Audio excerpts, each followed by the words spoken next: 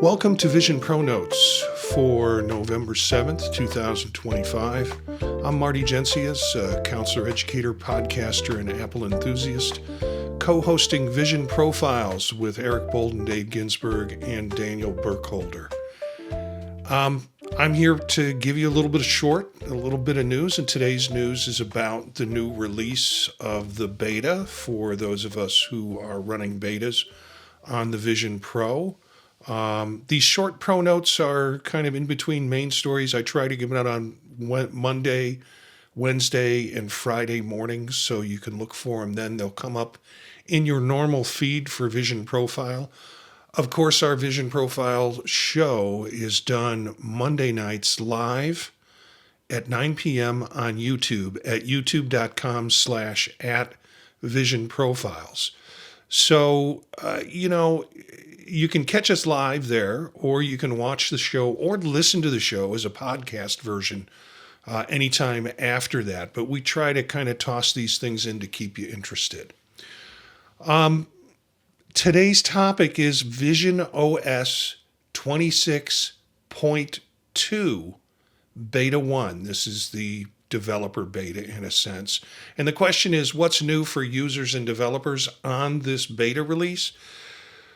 Well, we will have links in the show notes so you can go to the developer notes and documentation. What I've tried to do is work through that documentation and give some summary that developers can appreciate and also general users can appreciate. So, some of the big takeaways from this, Logitech Muse Stylus support has improved.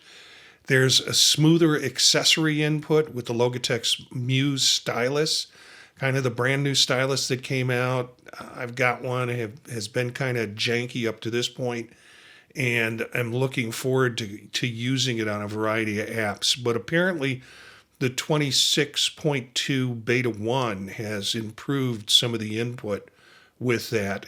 It gives more accurate natural pressure and button feedback. And I had a hard time with the buttons, frankly, on the Muse, and hopefully this will improve it.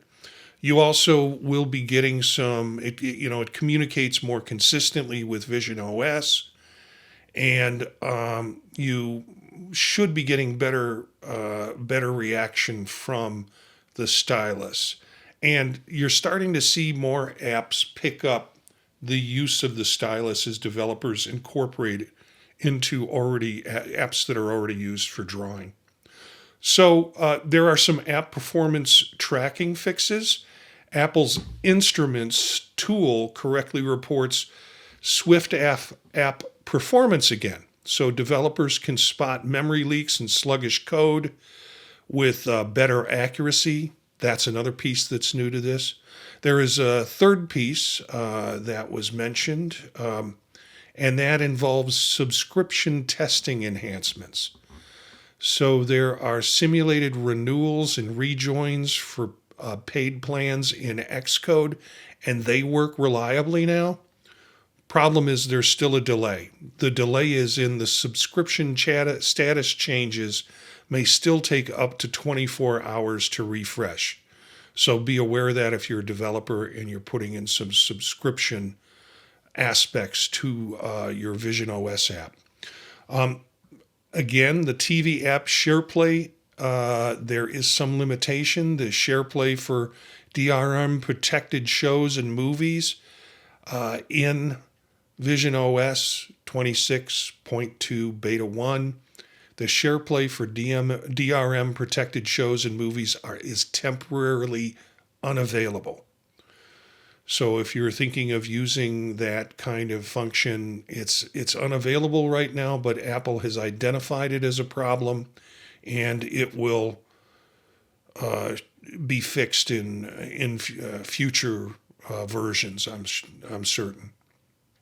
Well, with users, here's what you get, bottom line.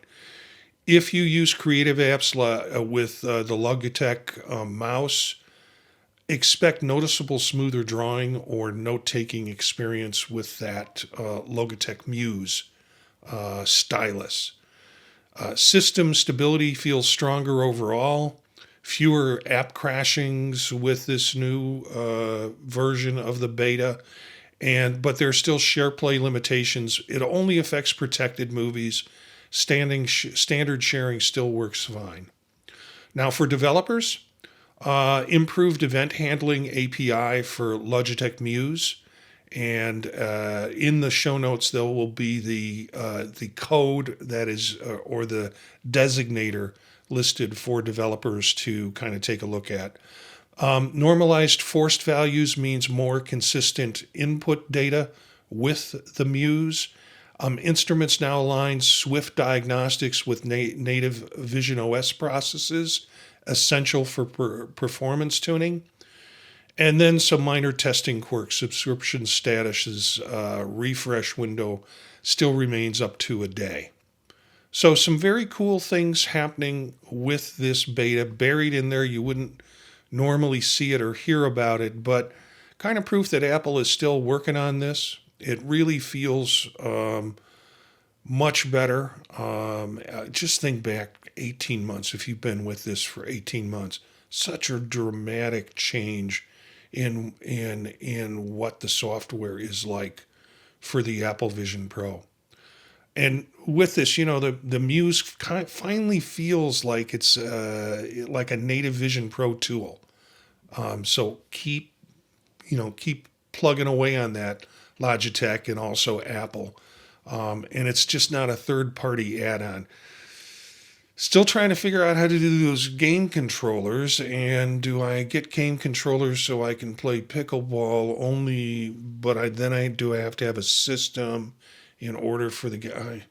I wish Apple would continue to add these kind of third-party add-ons in a more functional fashion than having to do a bunch of workarounds to do it. So expect better stylus precision and smoother app behavior overall. Developers, retest your apps using instruments. Performance reports are now trustworthy again.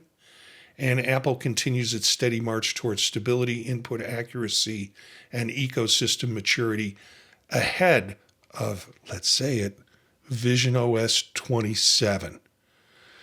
If you want to get in touch with us, you have some ideas for the show, some comments, you can get us at the Podtalk Network at gmail.com. Our website is thepodtalk.net, where you can find out about Vision Profiles and other shows that I'm involved in and produce. And remember, our YouTube channel is youtube.com/@Vision Profiles. Thanks for listening to this little ProNote, and hope to see you in the show feed on Monday nights at 9 p.m. Eastern Time.